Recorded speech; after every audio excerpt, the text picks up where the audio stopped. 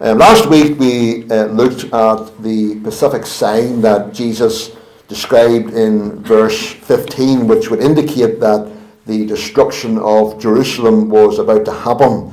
Verse 15, he says, "When ye therefore shall see the abomination of desolation spoken of by Daniel the prophet stand in the holy place, whoso readeth, let him understand." Whenever his people would see the abomination of desolation that was prophesied by Daniel, then they would know that the destruction of Jerusalem was very close.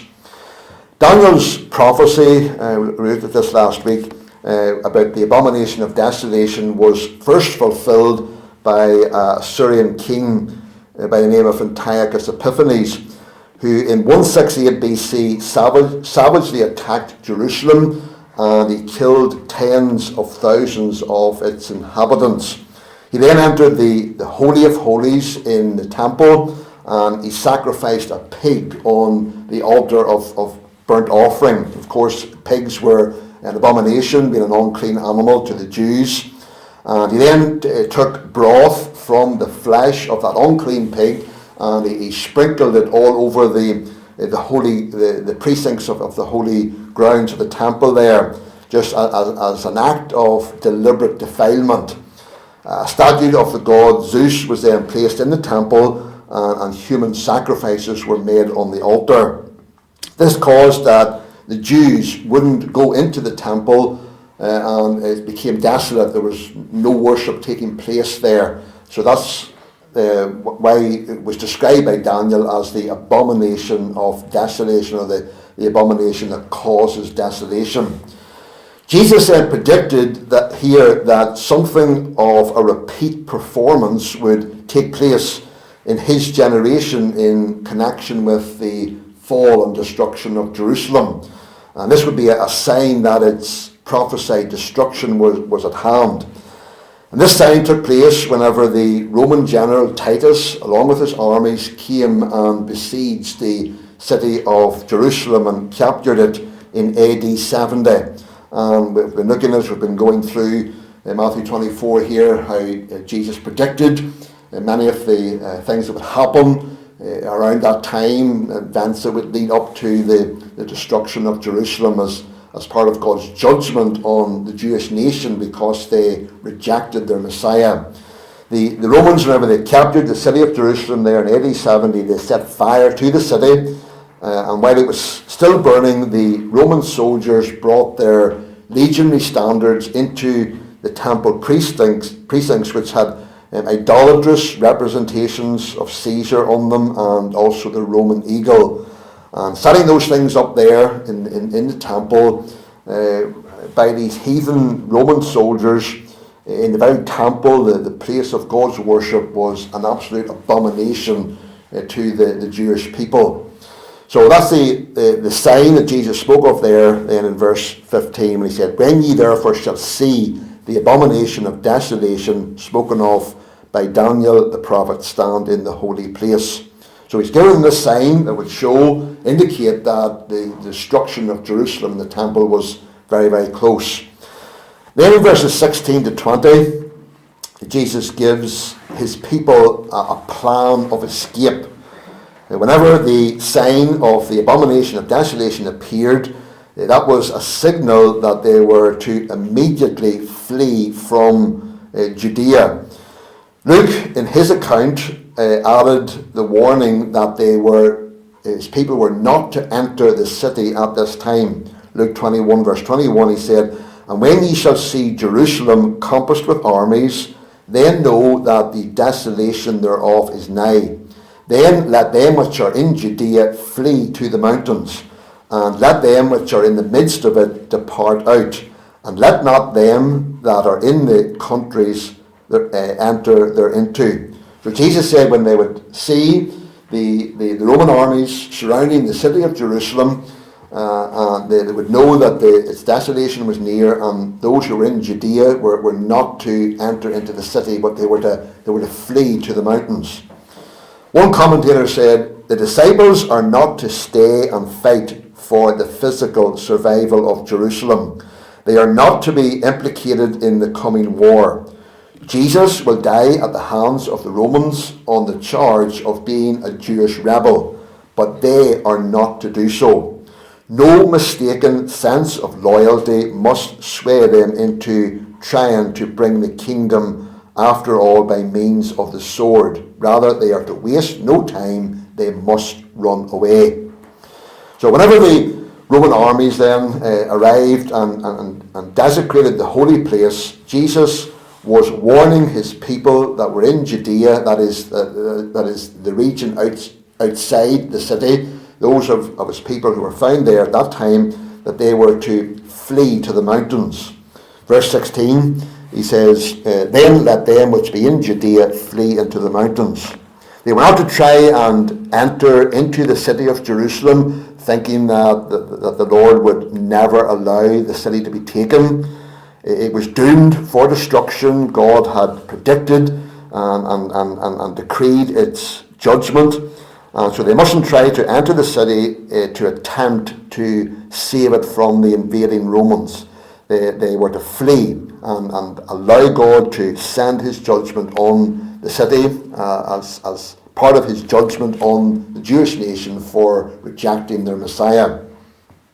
So and then those who were in the city, whenever these events would happen, those who were still in the city and have a chance to get out, they must do so immediately. And those living in the Judean countryside must join them, and together they must flee to the mountains. So Jesus was really, in telling his people here that these events were going to happen, that this awful judgment was coming on Jerusalem, he was really giving his own people a plan of escape, a means by which they could save themselves from the awful destruction that was going to come on the city of Jerusalem. And when these events did happen, some 40 years after Jesus predicted these things, the Jews in general at that time rushed into the city of Jerusalem, ignoring this warning that Christ gave here to his people to flee. Josephus, the Jewish historian, we've made reference to him a number of times. He was a Jewish historian who lived at that time and detailed many of the things that happened at that time. He reports that the city was vastly overcrowded. It seems like all the Jewish people rushed into the city, probably in an attempt to try and save it from the Romans and their invasion. And because the city was vastly overcrowded, the result was a horrible bloodbath.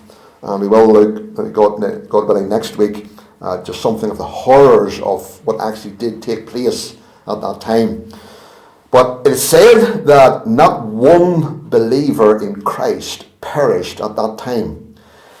You see, Jesus had given them this warning here ahead of time that whenever they see these things happening, the sign of the abomination of desolation that was prophesied by Daniel, when they would see it happening, that this was a sign that the city was about to fall. These things were going to happen very quickly, and they were to immediately flee. And so that's what happened. The Christians, believers in Christ, they took heed to Christ's warning, and it said that not one believer perished at that time. The Christian community, under the leadership of Simeon, who was a cousin of Jesus, they withdrew to the city of Pella in Perea, which was a mountainous region to the east of the Sea of Galilee. At one point in the siege of Jerusalem, the soldiers were suddenly ordered to withdraw, and this gave the Jewish believers an opportunity then to flee from the city in accordance with Christ's advice here. Luke 21:21, Jesus said, "And let them which are in the midst of it depart out." So by all accounts, no Jewish Christian died in the Holocaust that took place in Jerusalem at that time. Now, why did Jesus advise his people to flee to the mountains? In verse 16, but he knew that when the Romans came, they would ravage the farmlands and the villages, and his people would be safe in the mountains.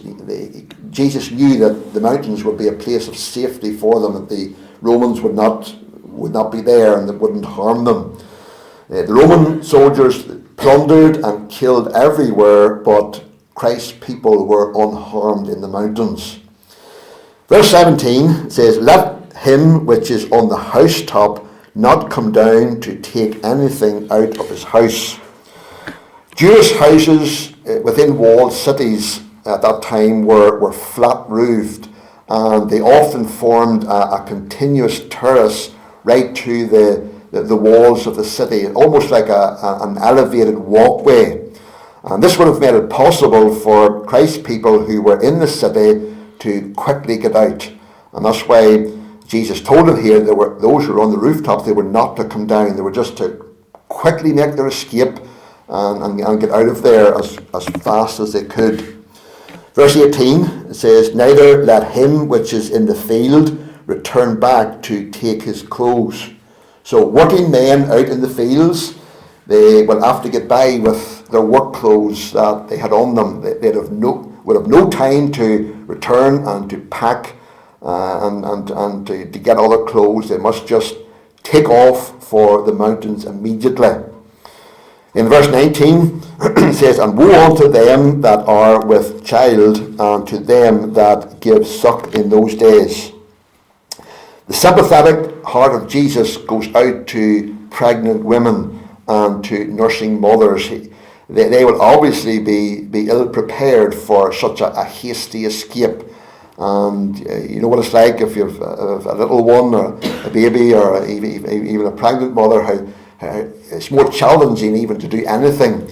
Never mind this hasty escape that Christ's people would have to make at this time. It would be so much more difficult for pregnant women and for nursing mothers. In verse 20, it says, "But pray ye that your flight be not in the winter." During the winter in the land of Palestine, roads were practically impassable because of things like mud and harsh weather and cold temperatures and so on. All of those things would have slowed their journey down.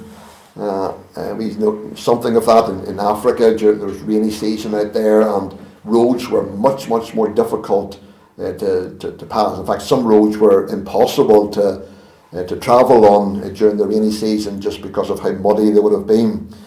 And there was even the possibility of there being snow on the mountains during the winter, and that would have again made their flight much more difficult. And so that's why Jesus said, "Pray ye that your flight be not in the winter." And then neither, at the end of verse 20, neither on the Sabbath day. On the Sabbath day, the gates of the city would have been closed, and it would have been very difficult for them to get any kind of provisions. Buying and selling weren't allowed on the Sabbath day. And they wouldn't have got any help from the Jewish people because the Jews were very strict in how they kept the Sabbath day. So again, that's why Jesus said, "Pray that your flight will not be on the Sabbath day." It'll just make it much more difficult. All these issues in this plan of escape that Jesus was giving to his people here underlined the fact that they needed to flee quickly from the judgment that was coming on Jerusalem. Like Lot, remember Lot leaving the city of Sodom, the judgment of God was about to fall upon the city there, fire and brimstone from heaven, and they were not to linger, but to flee. And again, all of this foreshadows what is going to happen at the end of the world, at Christ's second coming. The events of AD 70 and the fall of Jerusalem, as we've been looking at, as we've been going through this chapter here, the events of AD 70 and the fall of Jerusalem really foreshadowed and were like a pattern or a type of what's going to happen at the end of the world whenever Christ comes back again. God came in severe judgment on the Jewish nation in AD 70. Why? Because of their rejection of Christ, their Messiah. So we'll consider, God willing, next week, something of the horrors that the Jewish people experienced at that time in the fall of Jerusalem. And all of that was because the Jewish people rejected Christ. It was their judgment. Christ predicted it, and it happened just as he said. Jesus himself had predicted this severe judgment because of their rejection of him. In chapter 22 of Matthew, he had told the parable, remember, of the king who put on a marriage feast for his son, and then he sent his servants out to tell those who were invited that everything was ready. But what happened? The people that they were sent to, they despised his servants, and they even killed some of them. And Jesus was really speaking in that parable there of himself and of his being despised and rejected by the Jewish nation. And in verse 7 of Matthew 22, in that parable, he gave this warning. He said, But when the king heard thereof, he was very wroth, and he sent forth his armies and destroyed those murderers and burned up their city. So that was a clear warning of impending judgment, that the judgment of God was going to come upon the city of Jerusalem and really upon the Jewish nation because of their rejection of him. And the judgment of the Jewish nation in AD 70 was a foreshadowing of the judgment of the entire world whenever Christ comes back again someday and brings it to an end. Acts 17:31 reminds us that God hath appointed a day in which he will judge the world in righteousness. Just like the Jewish nation experienced the severe judgment because of their rejection of Christ, so the world at the end of time is going to experience severe judgment because of their rejection of Christ. And that's the sad reality of the world in which we live. You try to witness to people and you will find the majority of people don't want to know. There's just a rejection of Christ, and God in his mercy is giving people an opportunity to respond to the gospel, to come to Christ or to accept him. But if people persist in their rejection of Christ, one day God is going to bring the world to an end. Christ will come back again, and he will bring severe judgment on the world because of their rejection of Christ, just like he did to the Jewish nation in AD 70.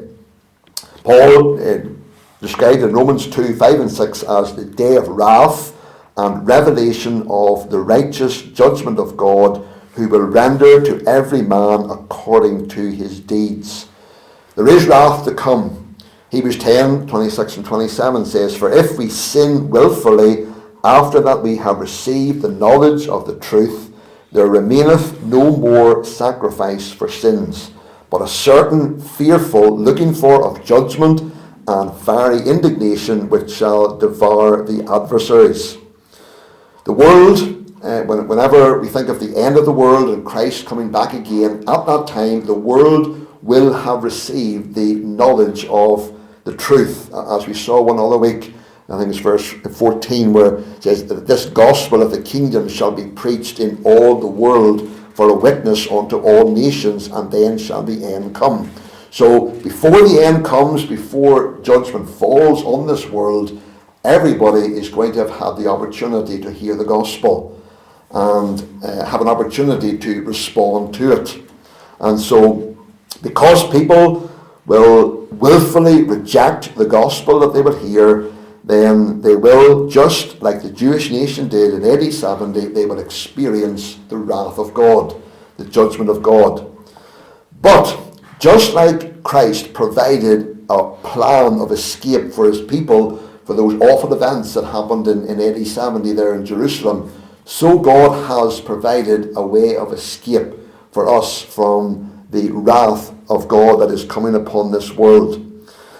Just like the Jewish Christians were to flee from the wrath that was about to be poured out on the city at that time, so we are to flee to Christ, the only means of safety from the coming wrath. Remember, John the Baptist warned the people of his day to flee from the wrath to come. You find that over and over again in the New Testament, this idea of fleeing from the wrath to come. God's judgment is coming. We need to flee from it. Again, think of Lot. whom God by his grace enabled to escape from the city of Sodom there whenever his judgment came on it. We're not to linger, but we are to flee to safety. Genesis 19:16 says, and while he lingered, so Lot, whenever he was leaving the city of Sodom, it's as if he was lingering and holding back and not fleeing. It says, and while he lingered, the men laid hold upon his hand, the Lord being merciful unto him, and they brought him forth and set him without the city.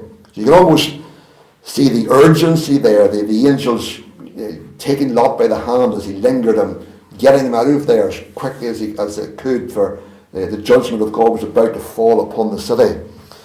And Hebrews 6:18 says, we have a strong consolation who have fled for refuge to lay hold upon the hope set before us. So just like not one of Christ's people perished at whenever God's judgment came there upon the city of Jerusalem, because of his plan of escape, because he had warned them about it, gave them this plan of escape here to flee quickly. So we as Christ's people, we know that when God's judgment finally does come upon this old world, whenever Christ comes back again, we will not perish, because we have fled to Christ, who is our only hope and our only salvation. John 10:28 says, and I give unto them eternal life, and they shall never perish. And he prayed in John 17 verse 12, those that thou gavest me I have kept, and none of them is lost. So it's a great comfort for us as the people of God that to know that when God's judgment does come on this world, as it most surely will, that because we have fled to Christ, we have followed his instructions, as it were, his plan of escape, we've fled to Christ, and therefore we know that we will not be implicated in the judgment to come. We will be kept safe and secure from that judgment that will fall upon a Christ-rejecting world. And that should fill us with compassion for those who are still lost in their sin, those who are not heeding Christ's instructions, Christ's plan of escape, and to pray for them, that people around us will take heed to the warning of the gospel, and they will indeed flee from the wrath to come.